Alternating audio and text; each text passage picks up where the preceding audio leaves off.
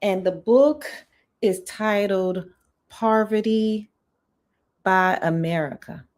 The author is Matthew Desmond. And so I think this book is very timely. The videos that we're going to see mostly are going back about 3 years, maybe 2 years. So his book has been out for a little while, not that long, but it's relevant, and I hope that you all enjoy it. We're going to start out with an introductory video, and his colleague at Princeton is interviewing him. We're not going to show the whole video, just an excerpt of it. So we can go ahead and start.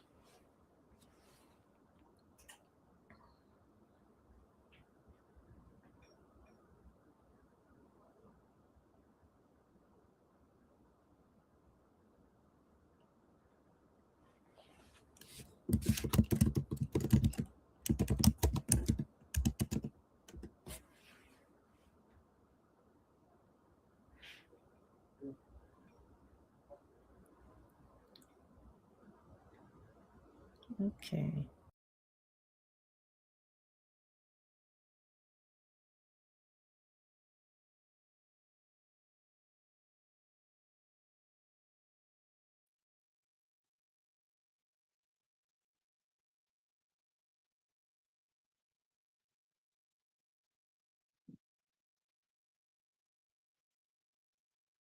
And today we will hear from Pulitzer Prize-winning author Matthew Desmond about his new book, Poverty by America. Matt Desmond is the author of a number of books, including #1 New York Times bestseller, Evicted, that won the Pulitzer. My name is Fred Weary, and I'm Vice Dean of Professor of Sociology at Princeton University, where I work on issues of debt and economic justice. Matt and I literally work down the hall from one another. He's a dear colleague in the sociology department and an even dearer friend. So let me just give you a little bit of background about why I'm so excited about talking about this book. Okay. Can you all see the video? Much of what we hear about poverty, you just took it down from trusted Okay, let me make sure that wrong. Because if I have more than one thing open, so I shared the video, but I have, let me see, because I think it's showing, there it is. Okay.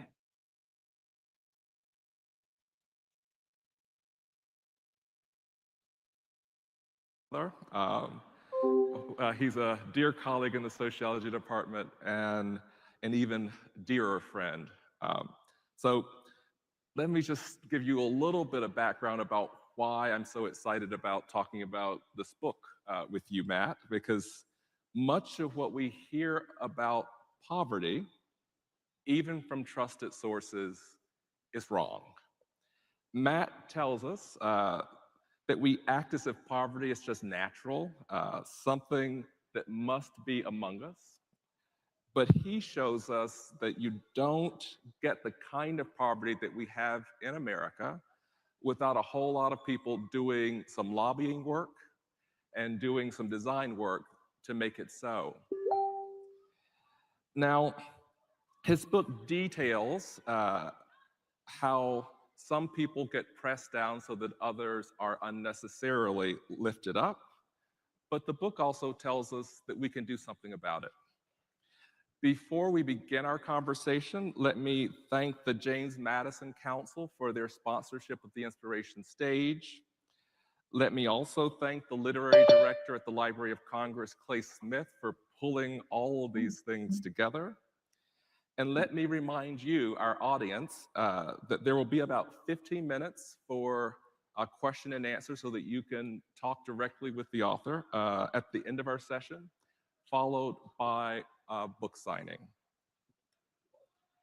And now we turn to the book.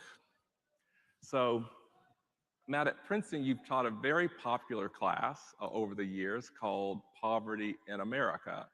But for this book, you went from poverty in America to poverty by America. So can you talk a little bit about why you made that move? Yeah, but it's awesome to see you. It's awesome Thank to you see. so much for doing this. Of course. Fred's hard at work on a giant book on debt and exploitation and consumer activism in America. So I hope in a couple of years we'll be flipping seats and we can hear about your incredibly morally urgent work. So thank you for all you do. Thanks for doing this. So I've been studying poverty all my adult life. I've lived in really poor neighborhoods. I've read the statistics. I've taught these classes. But I was just left with this conviction that, like, if someone stopped me on the street and was like, look, why is there so much poverty in this rich nation? And how can we end it? What would be my answer? And I feel like I had an answer. And I felt wrong about that. And, Toni Morrison said she wrote books that she wanted to read. And I kind of felt this way about this book. Like I wanted, at least just for me, my case, to make a case for myself. And part of working that out was part of really trying to understand how many of us are implicated in all this poverty in our midst. That it's not just the guy a little richer than us, and it's not just the other political party. A lot of us are connected to the problem and connected to the solution. So this is really poverty by America. And I got that title because I was in an airport. And you go by those luxury stores and they have like the perfume ads, and it'd be like #5 by Chanel, And I was just like, poverty by America, And so that's how the title came. Yeah. So we could thank Chanel. Yeah, I think so. Yeah. And before you started studying poverty as a sociologist, Yeah.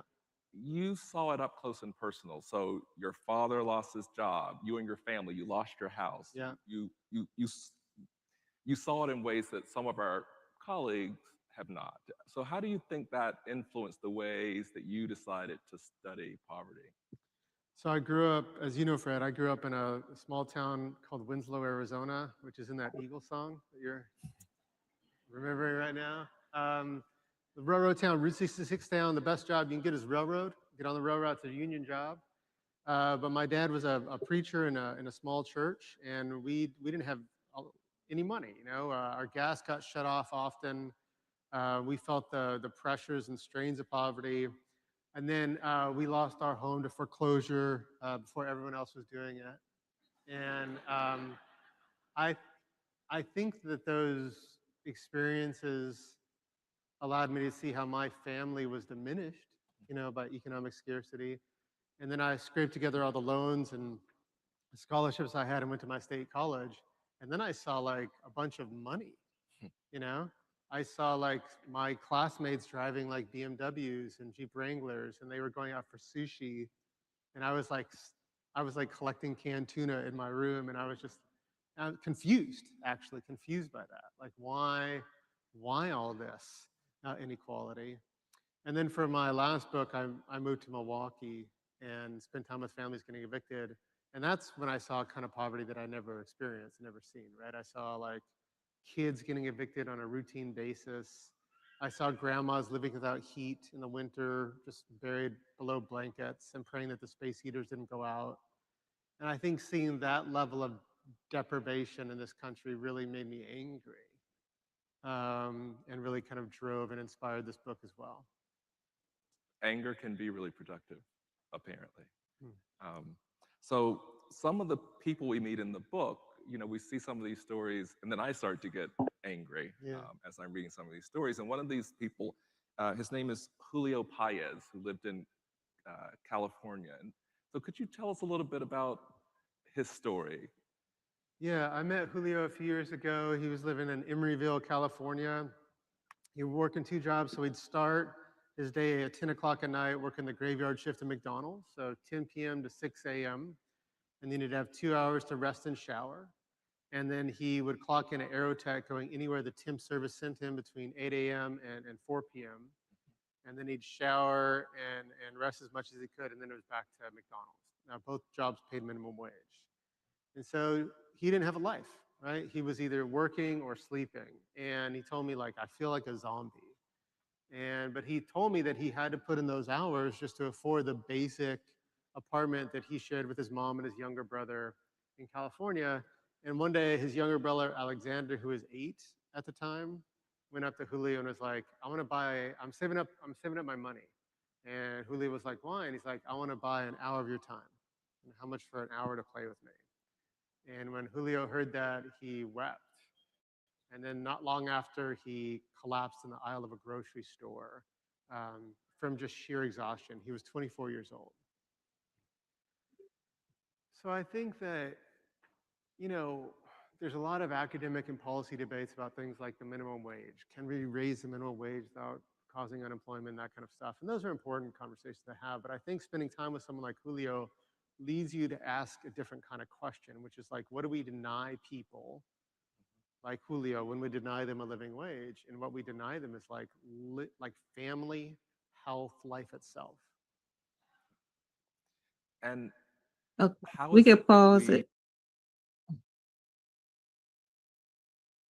Let's see. Okay, am I live? I can go live again. Okay, so that was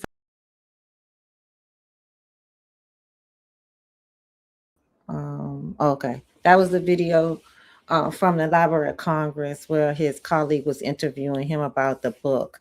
And we're going to go on to the next one. It's a short video from the John Adams Institute, kind of describing the book as well. So we go straight to that one.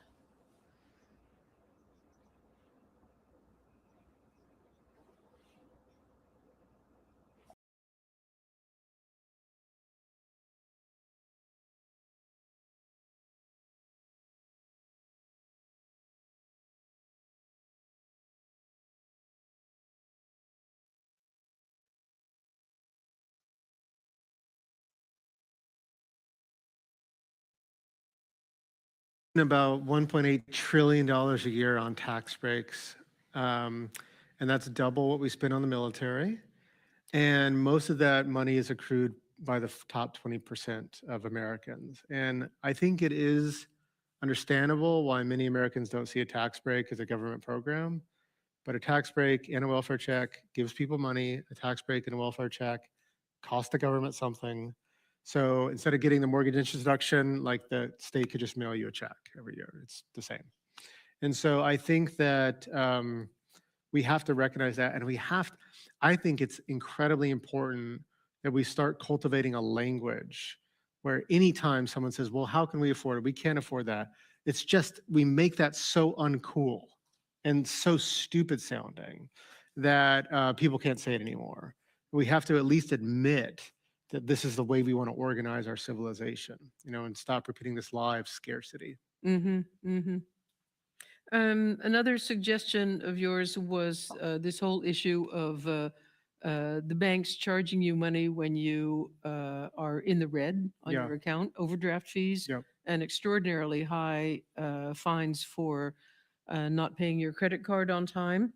You say they pull 61 million a day out of the pocket of the poor in these overdraft fees.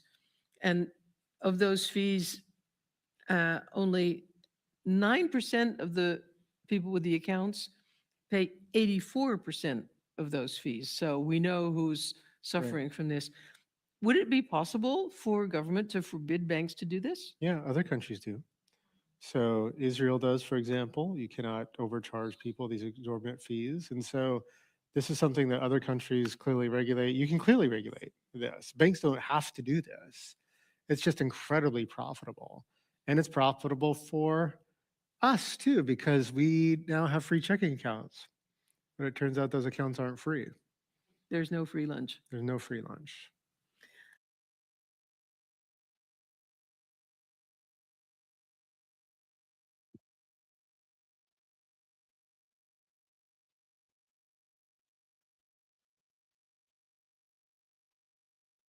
Okay, frame.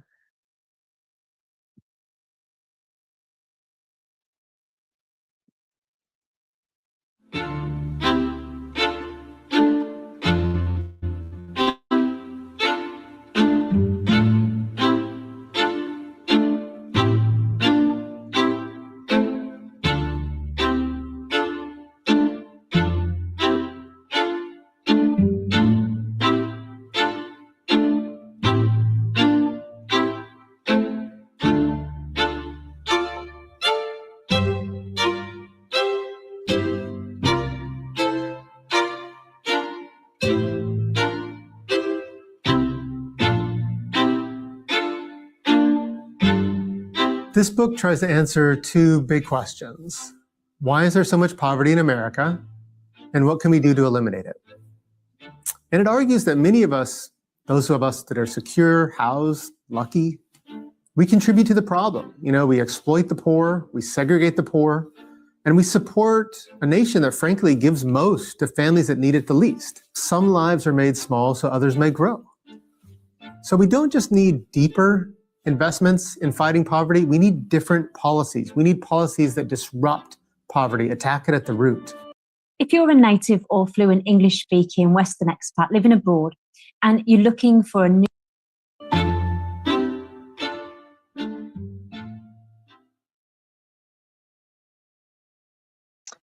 Hello and welcome to Washington Post Live. I'm Deputy Business Editor Damian Paletta, and I'm honored to be joining Matthew Desmond today, Pulitzer Prize-winning author and sociologist, to discuss his new book, Poverty by America. Matthew, thanks so much for joining us. Thanks for having me, Damian. So, your last book, Evicted: Poverty and Profit in the American City, in 2016 was widely read and revered, and similarly, made people rightfully very uncomfortable so that they could understand what was happening in places where many, many Americans would never go. You present scenes that people would never see. What made you decide, based on Evicted, to go from there to this? Talk to us about your journey as a sociologist and a writer from that experience to this book.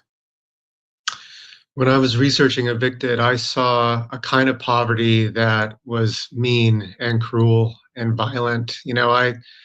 I met grandmas that were living without heat in the winter, just spending their time under blankets and hoping the space heater didn't go out. I saw kids being evicted every day, going into eviction court and just seeing tons of kids running around and cast into homelessness. And it provoked in me a question, which is why? Why so much poverty in this incredibly rich nation? And I think to answer that question, you need a different kind of book. A book that bears witness, like my last book, is a book that shows the human cost of all this poverty in this country. But this is a different book. This is a different book that looks at how we tolerate so much deprivation amongst so much wealth. Mm-hmm. And it seems like a simple question, why, right? But as your book points out, the answer is very complicated. And I think a lot of people have one answer that they'd like to attribute to why, but in reality, it's not so simple. Can you walk us through some of the reasons? You open your book with this question, why is there so much poverty in America? Can you walk us through some of the answers to that question? Sure. So the novelist Tommy Orange has a line that goes, these kids are jumping out of burning buildings, falling to their deaths, and we think that the problem is that they're jumping. And when I read that, I was like, that sounds like the American poverty debate. We've spent so much time focusing on the poor when we should have been focusing on the fire. Who lit it? Who's warming their hands by it? So this is a book about the fire. It's a book about how many of us, and by us, I mean those who are privileged, who have found some economic security in this country, how many of us benefit from poverty in ways that are known and unknown to us. One of the things I think that I found really powerful about your book as well is you're not writing as a third party who's just studying this from afar. You kind of are very upfront about your own experience as a child, even as a college student with poverty, and how you almost have been, obviously no child is drawn to poverty, but as a college student, you just were interested in the voices of those people, of the poor around campus. Can you just kind of walk me through a bit of that and how this is not only shaped how you grew, who you grew it to be, but also how you decided to pursue, sociology in this kind of calling? Sure. So I grew up in a little town in northern Arizona. Money was always tight. Our gas got turned off sometimes. And then we lost our home when I was in college.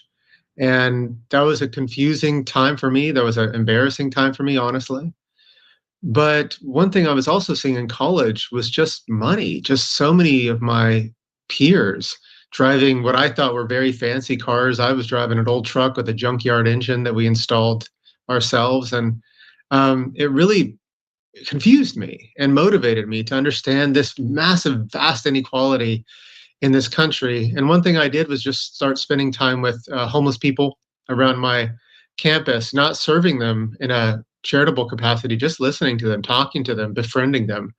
And that helped me, I think, in my own youthful way, kind of try to reconcile that tension or that confusion that I was seeing every day.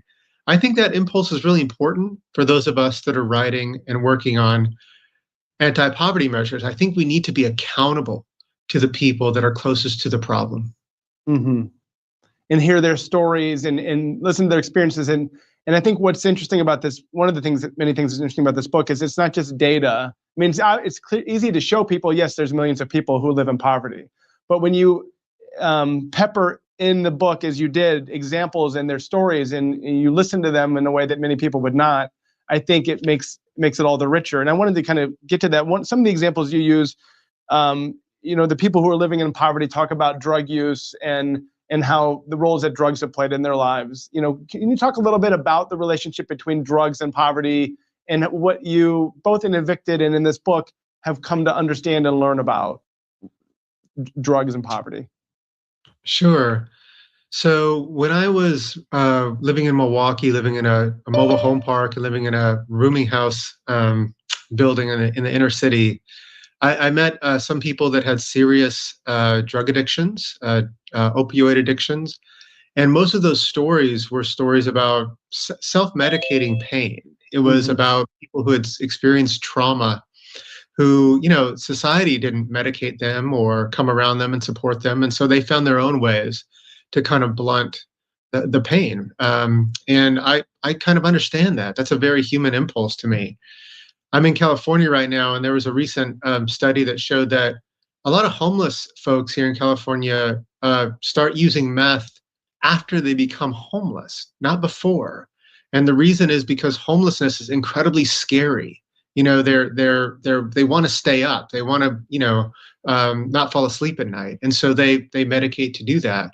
So I think that we need to really focus on how this deep, hard bottom layer of poverty in this country causes folks to turn to things because we're not supporting them as a nation. But I want to say that most of the folks that I've met below the poverty line don't use drugs and don't drink even, and I drink, and when I was in Milwaukee, there was a lot of times I wanted to take the edge off with a glass of whiskey or a beer or something. And the friends that I met that were struggling were scandalized by that, and if you look at the data, rich folks drink a lot more than poor folks do. And so I think it's yeah.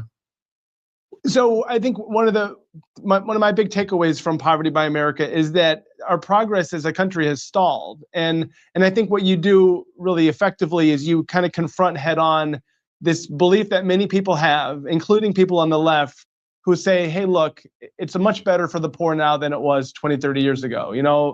You might see homeless people, they have cell phones. Like, we couldn't fathom a world in which that existed 30 years ago. Can you help explain how that really is misleading and a misleading way to think about poverty? Yeah, you can't eat a cell phone. You can't trade a TV in for a living wage. A lot of folks who are below the poverty line today, they have access to cheap, mass-produced goods like many of us do. But as the cost of those cheap goods have declined over the past decades, the cost of the most basic and important necessities have gone up. So the cost of fuel and utility has risen by 115% since 2000. Median rents have doubled over that time. Healthcare costs have gone up. And so I think those are the costs that are most important to families that are struggling today. And we shouldn't let the fact that, the decline of prices in toasters and TVs and cell phones signal anything like progress on poverty. Like Michael Harrington wrote over 60 years ago, it's much easier to be well clothed in America than to be well housed and well doctored. Was there a time, kind of looking back, was there a time when we did as a country make progress in addressing poverty? Obviously, there's been many efforts going back, many different presidencies, but was there a time when we did sort of bend the needle? And are there lessons that we can learn from that? Absolutely. I mean, there are so many government programs that are effective and essential and save millions of families, frankly, from homelessness and hunger every year. Let's talk about the War on Poverty and the Great Society. This was launched during the Johnson administration in 1964. And it was a bundle of programs directed at the poorest families in America. Things like establishing food stamps permanently, making Head Start something that we invested in, Job Corps, expanding Social Security benefits. Those programs cut poverty in half in 10 years. And what I love about the War on Poverty was its ambition. You know, when Lyndon B. Johnson announced on the floor of Congress that he wanted to end poverty in America, he was not just playing around. It wasn't just rhetoric. They set a deadline. And we once had ambitions for poverty abolitionism in this country. And I think we need to rekindle that sense of moral urgency. Serious dictation was driving me crazy, so I switched to whisper flow. Here's why I'll never go back. And one of the many points you make in your book is that there is obviously a lot of federal support for anti-poverty programs, but you sort of raise the question as to whether that money is being used efficiently and effectively.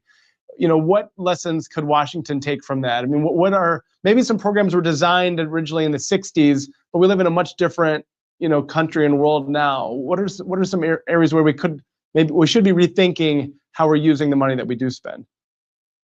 Yeah, I'll give you two examples. One of the things we need to do is make sure that money we budget for families actually reaches those families. Mm-hmm. And it's not doing so as much as it could for two reasons.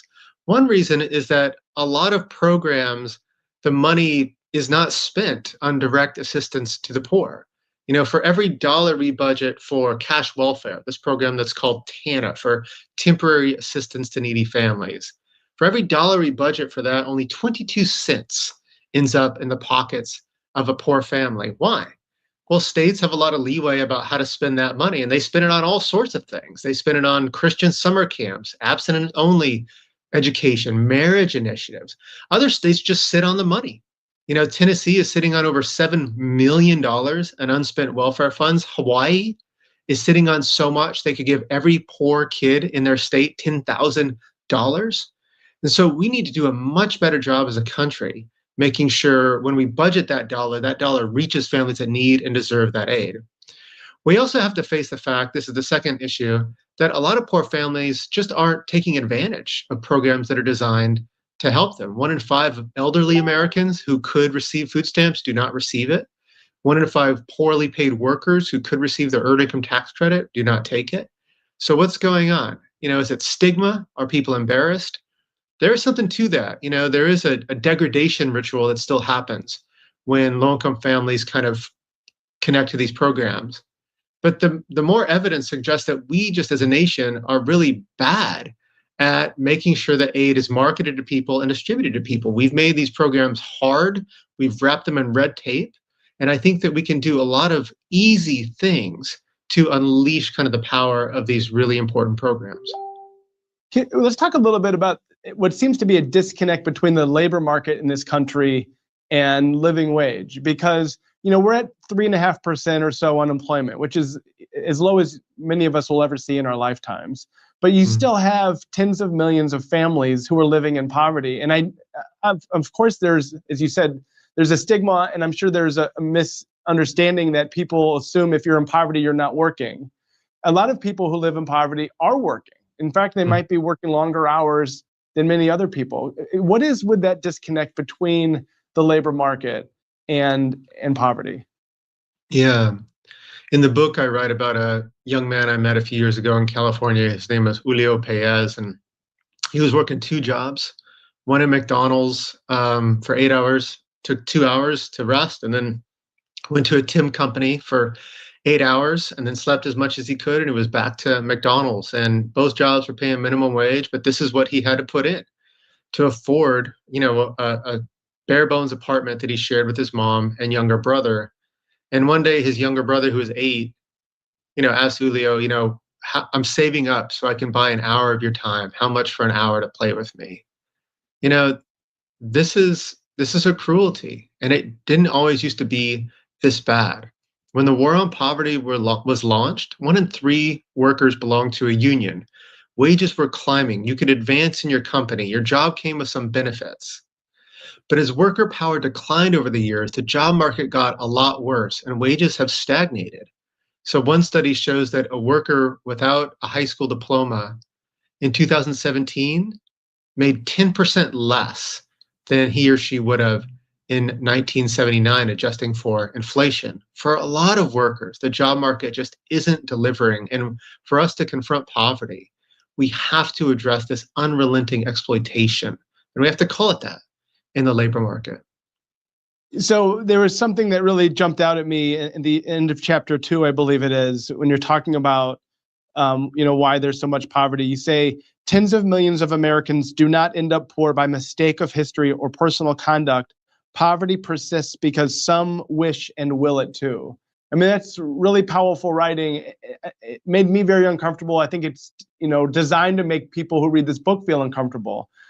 Talk a little bit about how you have a sense of urgency in this book, an urgency to action, and urgency for readers to feel like they need to be part of the solution. They can't just sit by and watch us continue to stall out for the next 10 years, next 20 years. Talk to us a little bit about your decision to kind of go at that complacency as a writer. Yeah, I love that word you use, urgency, because this is a morally urgent problem. Poverty isn't just about not having enough money. It's about death. It's about violence. It's about tooth rot. It's about the nauseating fear of eviction. It's about hunger. It's about putting your life in the hands of a public defender. It is so bad. It's this tangle of agonies and humiliations. And the citizens of the richest country in the world certainly can and should put it into it. And many of us who do enjoy a sense of economic security, we are connected to the problem. And so we're connected to the solution. We often consume the cheap goods and services that the working poor produce. Those of us invested in the stock market see high returns, but sometimes those returns come at the cost of another person's life and labor. We have a welfare state, and I hope we can get into the details here, that gives the most to families that don't need it. We really do more to subsidize affluence in this country than alleviate poverty. And then many of us continue to be segregationists. We build walls around our community, we hoard opportunity behind those walls, and that concentration of affluence creates pockets of poverty, which is the side effect of our concentration of wealth. So these are ways that many of us are connected to all this poverty around us. So let's talk about the welfare state. Obviously, that's a big topic in Washington, and we expect there to be a big debate later this year as Republicans and Democrats kind of fight over the budget. But there was a few weeks ago, the government kind of rushed in to bail out the depositors of Silicon Valley Bank in Northern California, many of them billionaires. Obviously, it was kind of a complicated, messy situation. But after that happened, there were a lot of people who were frustrated that the government moved so quickly to help the depositors of that bank. But they've been less helpful for people with big student loans who are suffering and potentially falling into poverty by the cost of that. Is that the kind of example that you're talking about? How Washington seems to be more eager to help the people with resources and who can get access to Washington than maybe those who don't have as much access to Washington but are in much more dire straits? Yeah, so this is the headline this month. But every day, in a normal everyday life, the government does much more to guard fortunes than it does to help the poorest among us. So let's look at the welfare state. If we count up tax breaks, social insurance, means-tested programs for the poorest Americans, if you count all those together, you learn that every year in America, the richest of us, the families in the top 20% of the income bracket, they receive around $36,000 a year from the government. But families in the bottom 20% of the income bracket receive only $25,000 from the government. That's almost a 40% difference, and then we kind of arrange our society like this, right? And then we have the audacity, the shamelessness really, to ask, how can we afford doing more? We say, how can we afford to make sure everyone has a doctor? How can we afford to cut child poverty in half like we did during COVID?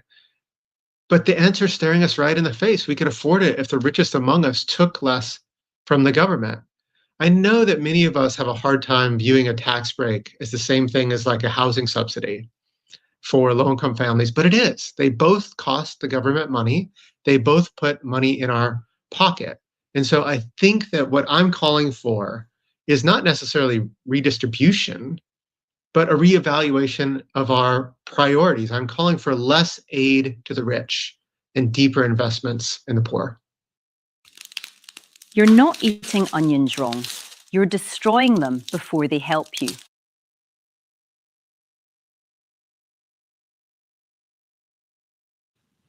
So, Matthew, I want to talk to you about generational poverty for a second. We received a lot of questions from the audience ahead of this interview, and Sherry Campbell-Queester from Washington State asks, I believe so much begins with education and would appreciate thoughts about transformative solutions to the baked-in inequities in funding of public schools and whether that might have a meaningful impact on poverty.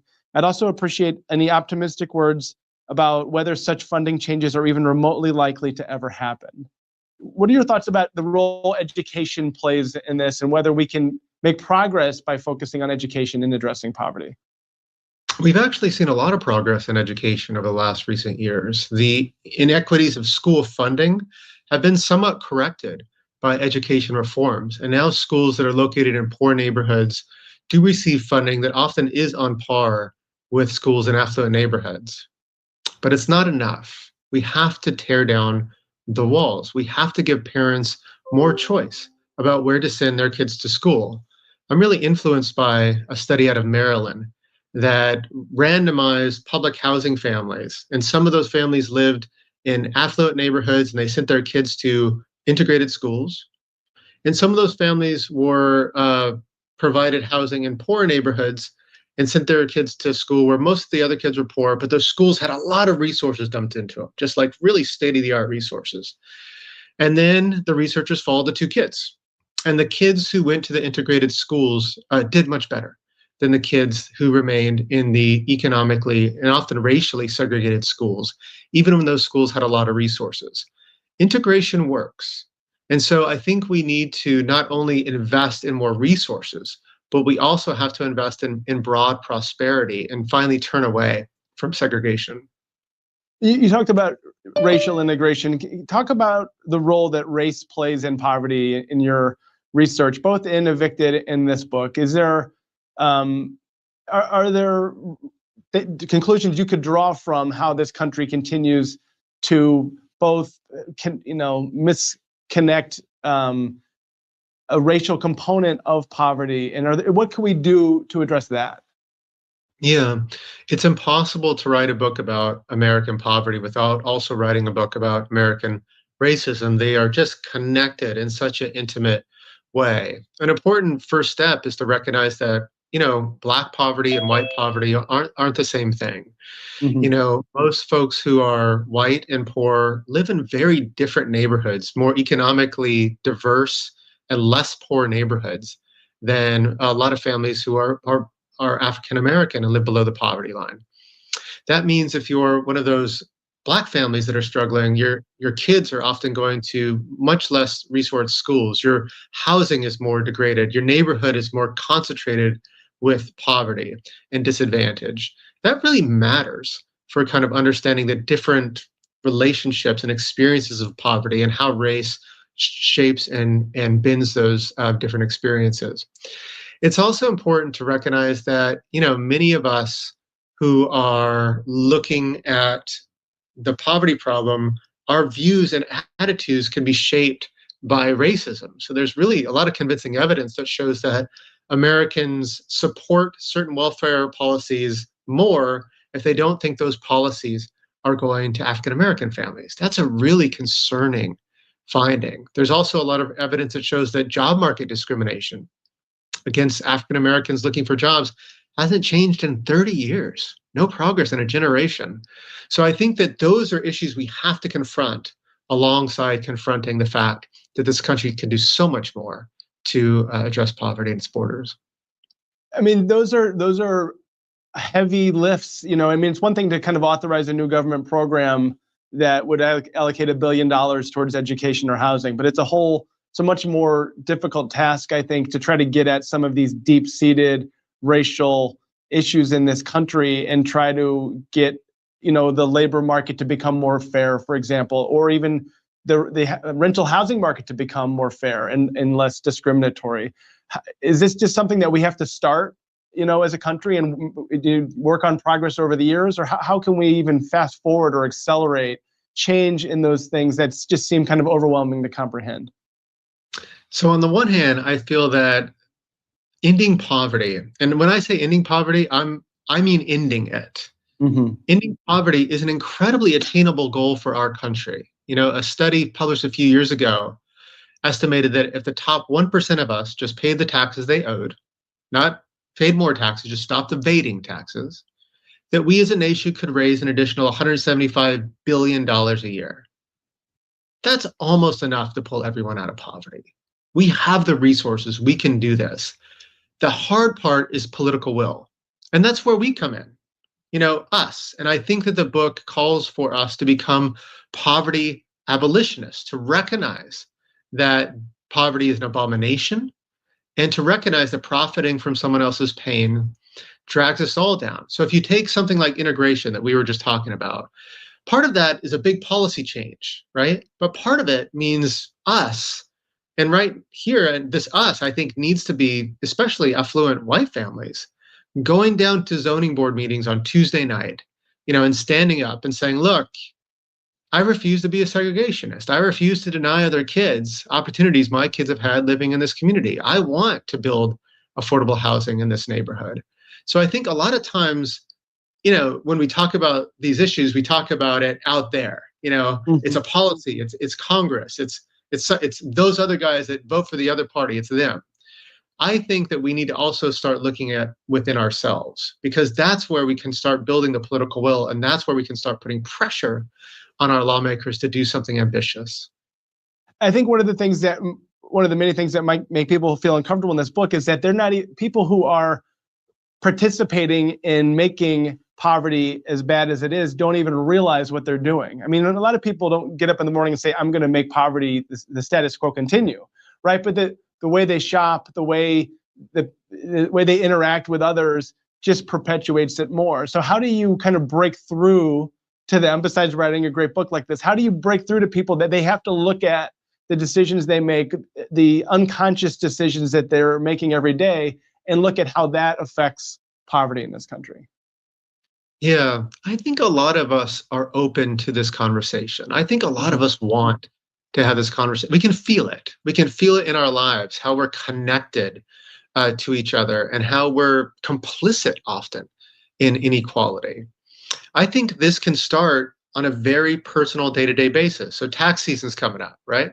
So a lot of times, those of us left, right, and center, we don't like paying taxes. We complain about it. We run into each other at the coffee machine at work or in the backyard barbecue, and we say, oh my gosh, my tax bill. So what if this tax season, when your buddy says, oh my gosh, I got this tax bill coming up, you said, I know I get this thing called a mortgage interest deduction. I get a lot of money from the government for my big suburban home. I don't need it. And gosh, we have an eviction crisis going on. It's incredible that the government spends money on me instead of spending money on families that desperately need a safe and affordable home. So you know what I'm going to do this year? I'm going to donate what I save with that deduction. And I'm going to write my congressperson and say, look, wind down this program. Let's reevaluate our priorities. What if we started having that conversation? If one or two of us had that conversation, that's not a big difference. But what if we started having that conversation by the hundreds and the thousands and the 10,000s? I think that's one way to change the common sense of the country and start putting political pressure, not only upwards, but on each of us. Well, this was a fascinating conversation. We're out of time, but I just wanted to thank you again, Matthew Desmond, Poverty by America, such an important book, an important topic. I really appreciate your time today. Oh, this is a great conversation. Thank you so much for it. So to check out what interviews we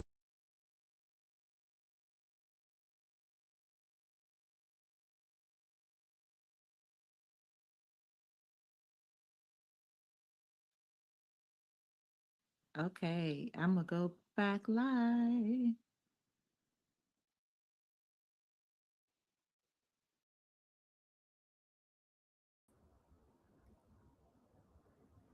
Hi there. Let's see.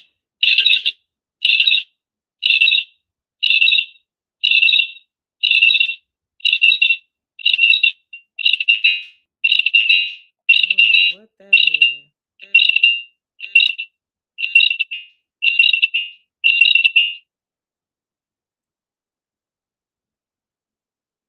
Okay. Is that better? Can you hear me now?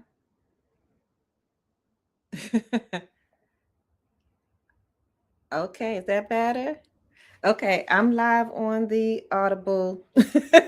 I mean, on the social media platforms. Just wanted to say the book is is titled "Poverty by America." The author, as you saw, was Matthew Desmond. He hit on a lot of significant topics. I think it was an interesting read or listen to because I did listen to it on Audible. One of the other things I find is interesting is that he wrote this book 3 years ago. He wrote it.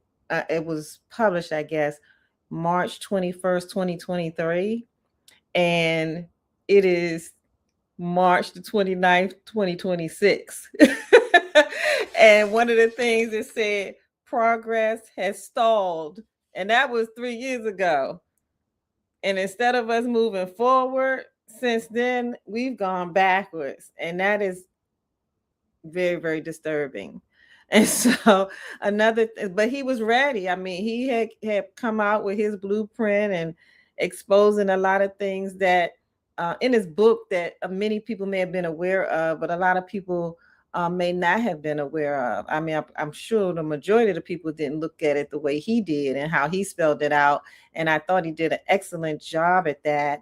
And I also thought it was interesting because we're balancing trying to make decisions or when we make our political choices and everything. But then the wording is that some wish and will it to be. There is a group of people who definitely are not interested in eradicating poverty because they benefit from it. And so if the majority of us don't want it, what do we do about that?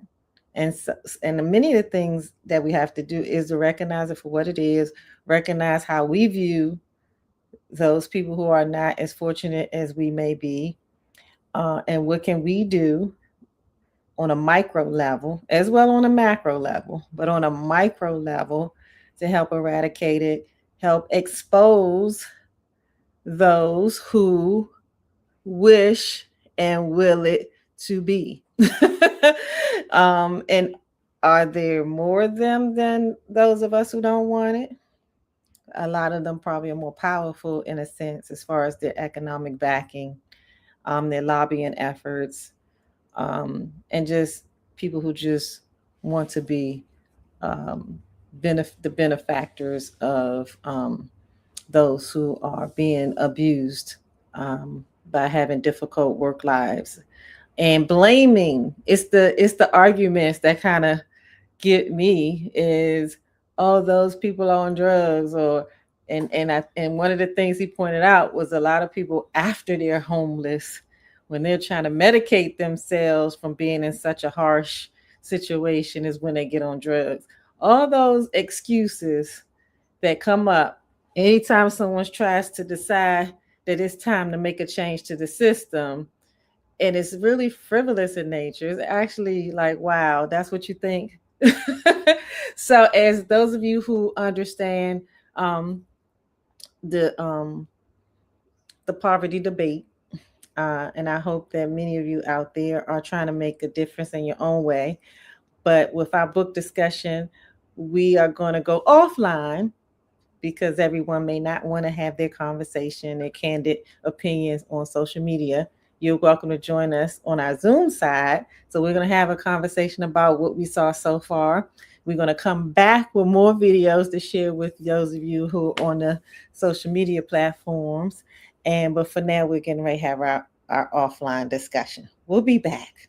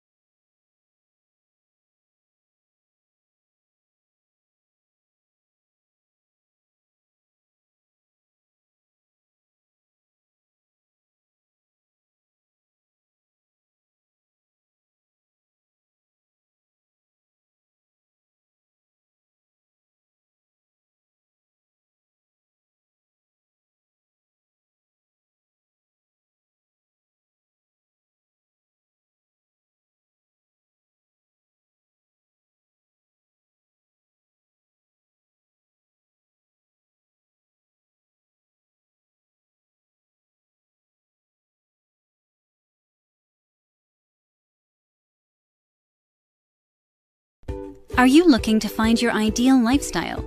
At Metropolitan Living Realty Group, we are the premier realty group who put you first. Our boutique real estate firm is comprised of an elite team of experienced, knowledgeable, and dedicated real estate professionals focused on your success. With our unique blend of cutting-edge thinking and highly personal real estate representation, we simply enjoy assisting our clients find their ideal lifestyle through home ownership. Contact us today.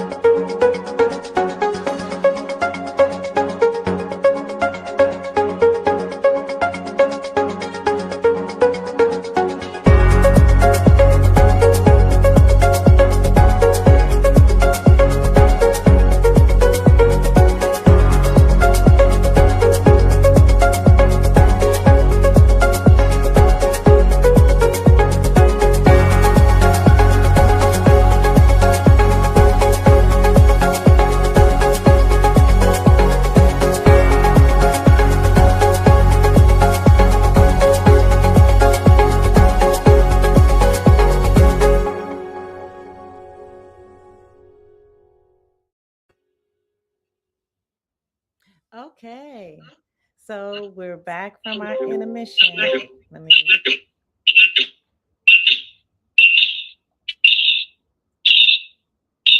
Here we go again. Okay, there we go. We're back from our intermission. We've had a great discussion. You got a chance to see our commercial for those who are interested in being a sponsor or a preferred service provider with Metropolitan Living Realty Group. Please feel free to reach out to us. We're going to go to another video, and it is continuing with Matthew Desmond.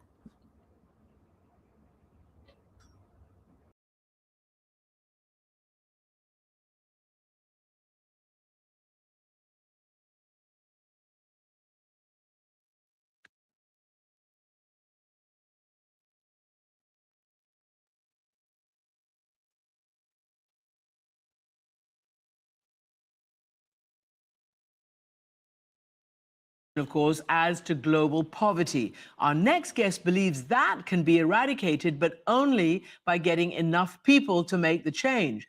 Despite being the richest country, the United States has a higher rate of poverty than any other advanced democracy.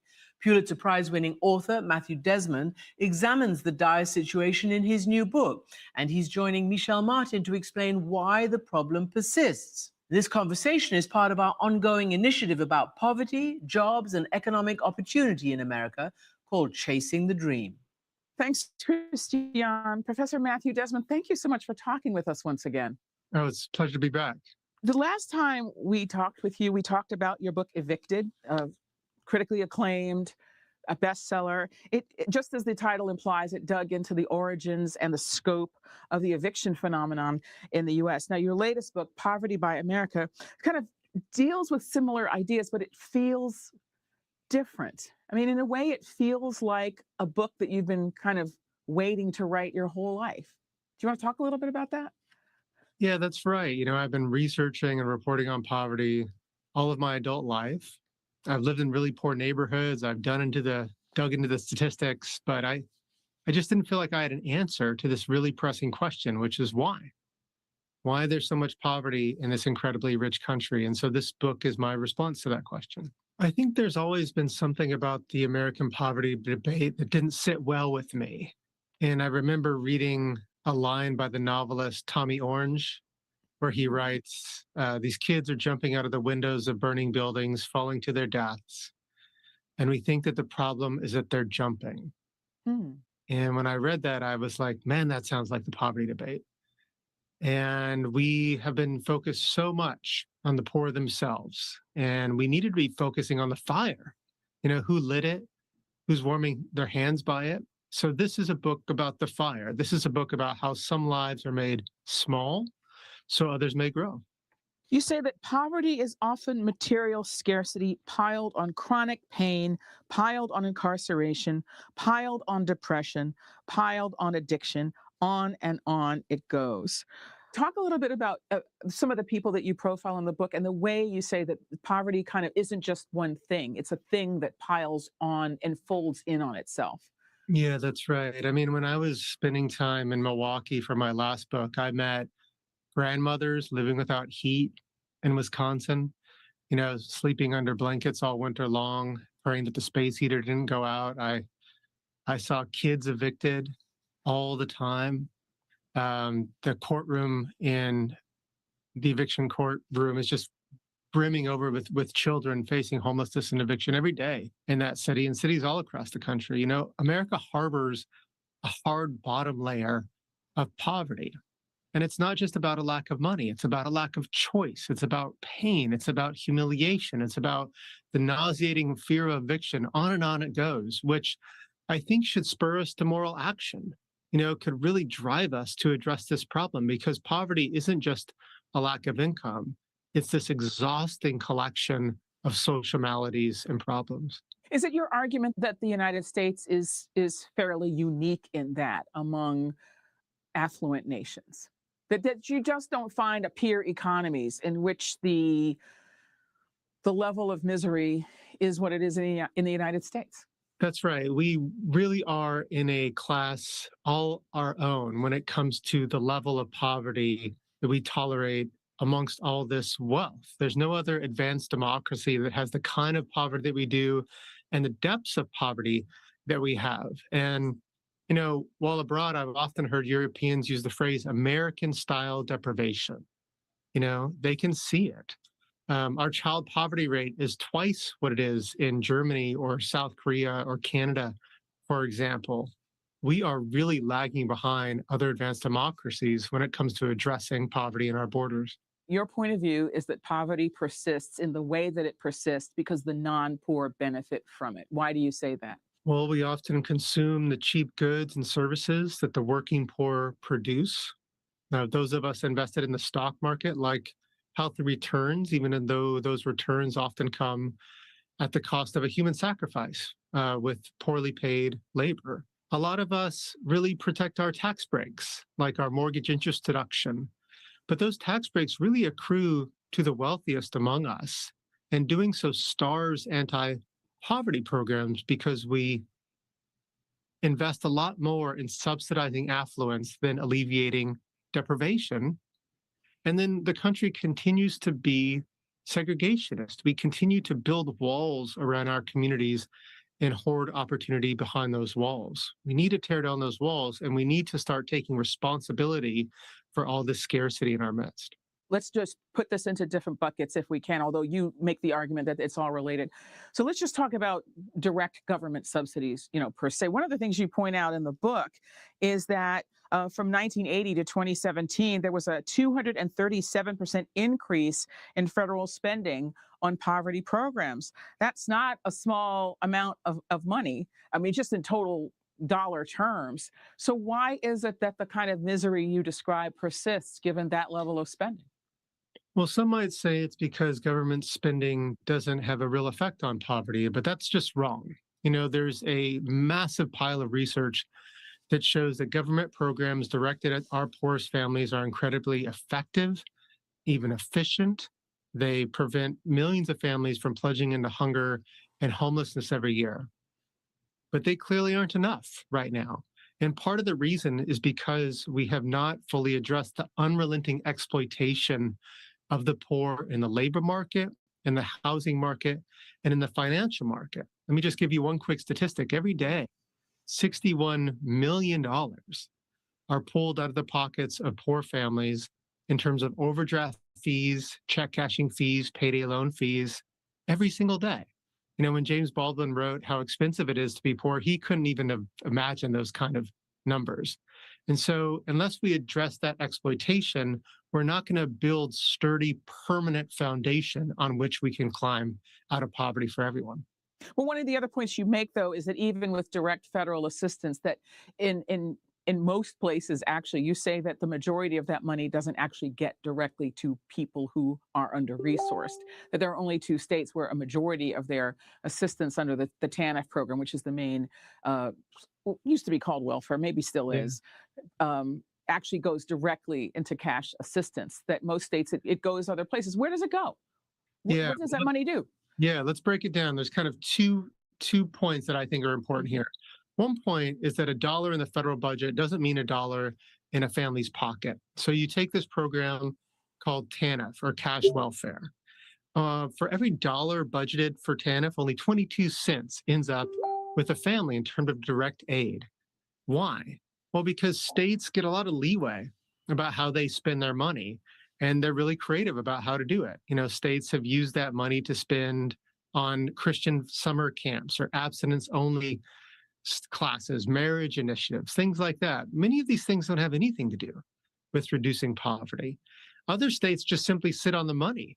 Tennessee, last time I checked, was sitting on over $700 million in unspent welfare funds. Hawaii was sitting on enough to give every poor kid in its state $10,000.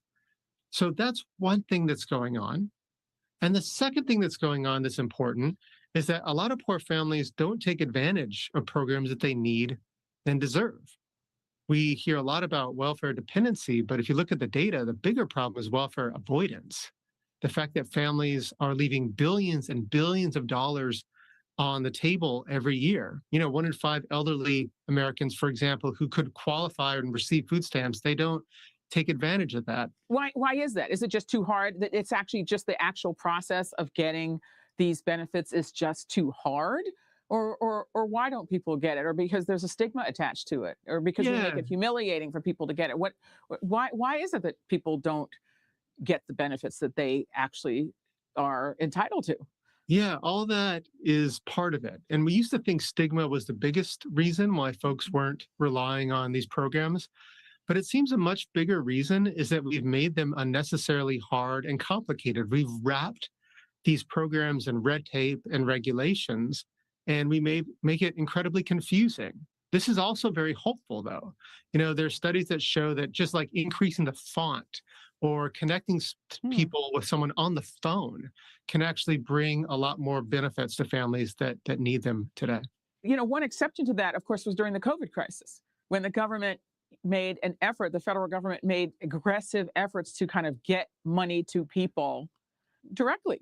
And of course, there was a lot of debate and grinching about that. I mean, there were some people who said, "Oh my gosh, we're paying people not to work." But just in that time period in which the federal government was offering additional cash assistance to people because of the COVID crisis, did that make a difference in alleviating poverty for some people? Made a huge difference, historic difference. We were able to reduce child poverty by 46% in 6 months. 6 months. How? We expanded the child tax credit, which was just basically a check mailed to families with moderate and low incomes, cut child poverty almost in half. We reduced evictions to historic lows months and months and months after the eviction moratorium ended. Renters finally got a breath and were able to stay in their home and not face homelessness during the pandemic. And it didn't seem to cost jobs. When some states got rid of those extra benefits early and other states didn't, the states that got rid of the benefits, they didn't see their job numbers jump up. Job growth was basically tied between states that kept some of the benefits and those that didn't. So we made these historic, incredible investments in reducing poverty. I would like that to become the new normal. And let's talk about sort of non-cash, the kind of non-cash, non-direct government, assistance or lack thereof. Talk about the ways in which you feel like these income subsidies redound to the benefit of the middle class and the upper middle class, and not necessarily to the poor. Talk a little bit about that, if you would. Give one or two examples. Sure. When we think about the welfare state, we usually think about cash welfare, public housing, things like that. But we should also think about things like the mortgage interest deduction, the 529 savings plan, tax breaks we get for wealth transfers in America. That's also part of the welfare state. Both tax break and a government check cost the government money, and both of those put income in someone's pocket. And so if you add up all the benefits that the government is doling out, social insurance, tax breaks, means-tested programs for the poorest families, you learn that every year in America, the top 20% of us receive about $36,000 from the government, and the bottom 20% receive only $25,000 from the government. That's almost a 40% difference. We're doing a lot more to guard fortunes than we are to expand opportunity. What role do you think race plays in this? Because one of the things I noticed about the book is that, race is a part of it, but race isn't all of it. But I am interested in whether you think that there's an interplay between the way we think about race, the way we act on race in this country, and the way these systems persist. Yeah, absolutely there is. It's impossible to write a book about poverty in the United States without also writing a book about race and racism in the United States. A big role race plays in the story is segregation. White Americans, and especially white affluent Americans, continue to be the most segregated group in the country. We've built these communities where basically the only folks that can live in the communities are affluent homeowners, the majority of whom are white in this country. And so thinking about an end of poverty is also thinking about how to tear down those walls and embrace kind of open, more inclusive communities. And so race plays a huge role there. It also plays a huge role into how people see and understand the poor. There's a lot of really discouraging studies that show that folks are more likely to vote yes on an anti-poverty program if they think the benefit isn't going to African-American families. That's really discouraging. And so I think that the country's legacy of racism and the country's legacy of economic exploitation have gone hand in hand since the founding. Your book has been incredibly well received. I've been really interested in that. I'm curious what you make of it. I think the country is ready for this conversation. I think there's so many of us that are fed up with the old tropes and the old stories of poverty and bootstrapping and responsibility. And I think that we want a more fair society. I think many of us who are not poor, many of us who are privileged, feel complicit in all this poverty around us, and it drags us all down. And so many of us are struggling, also want a language and a new story about why it's so hard to get ahead in the land of the free. So I don't know. I think that there's, this is a driving issue of our day. This is a morally urgent issue that many Americans want to have this conversation. Yeah. You did not grow up wealthy. In fact, you talk about it very openly in the book, and I think very movingly. You've experienced your parents losing their job. You've experienced losing your home because of it. You've experienced having to work really hard to get through school, not having all the choices that you wanted to make. How do you understand your own story in the context of all this? I was given opportunities from the government. I was given things like student loans. And we often don't think about a student loan as a government program, but it is. Mm-hmm. I was given tuition remission at my state university. That helped a lot. And I think that I was able to recognize the way that the government intervened in my life in ways that really did result in social climbing. And I want a government that does more of that for everyone. I want a government that is truly obsessively committed to ending poverty, because I think that's a government that's obsessively committed to freedom and happiness and equal opportunity. And so if that means that I need to give up a few things that I now receive because of, I'm a member of the professional class, that's totally a bargain I'm willing to make. So for example, could it be the case that homeowners who get this big benefit from the government, the mortgage interest deduction, start really thinking about that? In 2020, we as a nation spent $190 billion on homeowner subsidies, but only $53 billion on direct housing assistance to the needy. In a world where eviction is commonplace, in a world where most renting families spend at least half of what they have on housing costs, that seems to be out of lock with our values and our priorities. I'd like to bring that more into balance. Professor Matthew Desmond, thanks so much for talking with us today. Thanks, Michelle. Always a pleasure and privilege.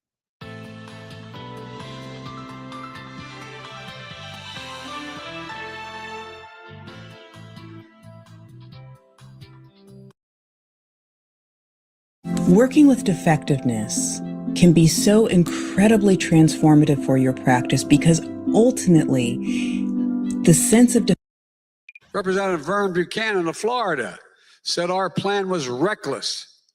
Guess how much he got in that program? Forgiven.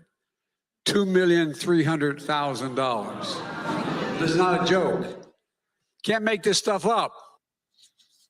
President Biden last year taking on critics of his student debt forgiveness plan by highlighting Republicans who were happy to accept government cash during the pandemic. Very happy.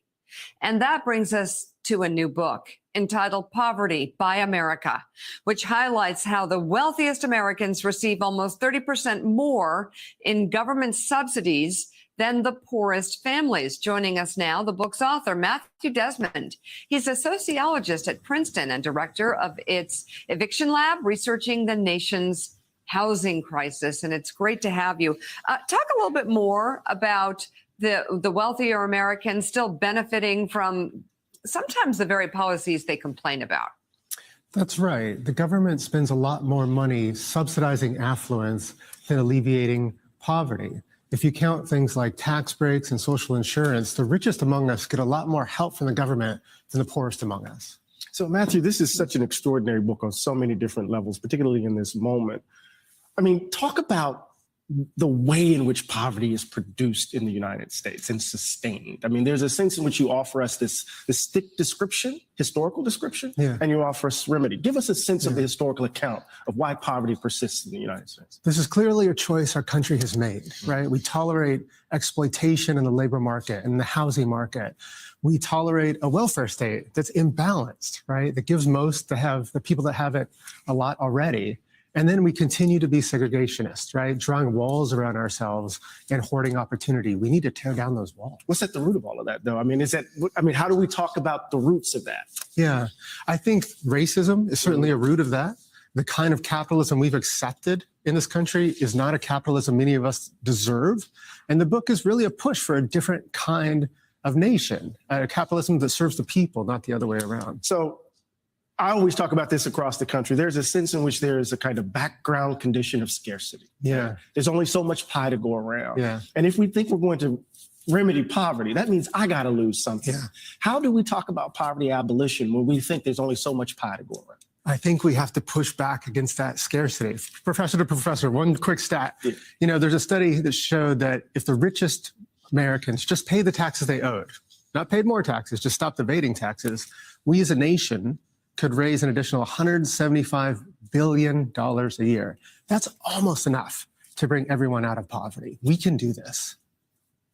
So, Matthew, you write in your chapter entitled How We Buy Opportunity that, quote, it cannot both be true that excluding poor people from high opportunity communities enriches the lives of the people inside the wall while degrading the lives of the people outside of it, and that tearing down the wall and welcoming the poor into those communities will come at no cost to the current residents. Affluence allowed those residents to climb over the wall, and the wall protected and grew their affluence.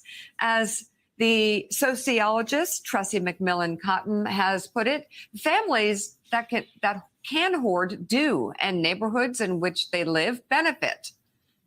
Let's be honest, sharing opportunities previously hoarded doesn't mean everyone wins. It means that those who have benefited from the nation's excesses will have to take less so that others may share in the bounty. And why is this so hard, especially in our policies that often, when Republicans are in power, they don't even push the policies they complain about?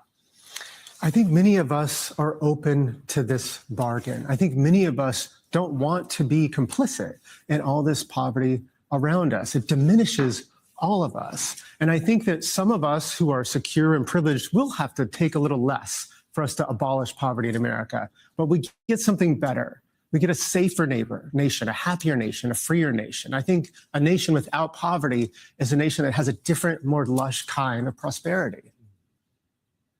The new book is Poverty by America. Matthew Desmond, thank you very much for coming on the show this morning. We appreciated it.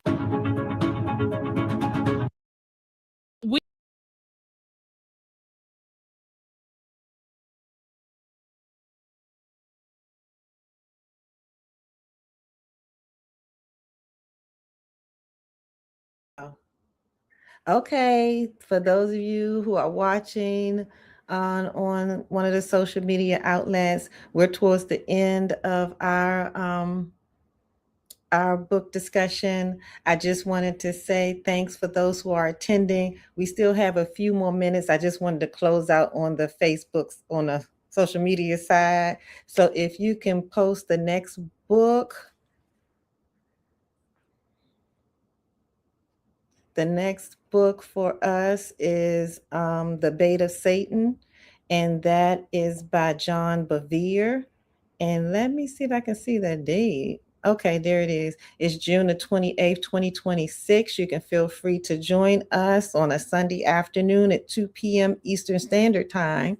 So we had a great discussion. We'll continue a little bit after this. I know some people got to go. It's almost 4 o'clock. But I just wanted to let y'all know book 2 for the year is The Bait of Satan by John Bevere. And just to post our complete tours, our next tour stop for 2026 will be April the 24th, and that will be our game night, which is on a Friday, the third Friday of the month typically. Not sure if it falls on the 3rd this time, but it's April the 24th at 7 p.m. and we'll be playing spades. So feel free to join us for spades and start reading your next book if you want to join us. Okay, so we're going to close out. I hope you're having a fabulous weekend, and I'll see you all soon out there on social media. And I'm going to come back to those of you who are in the Zoom call.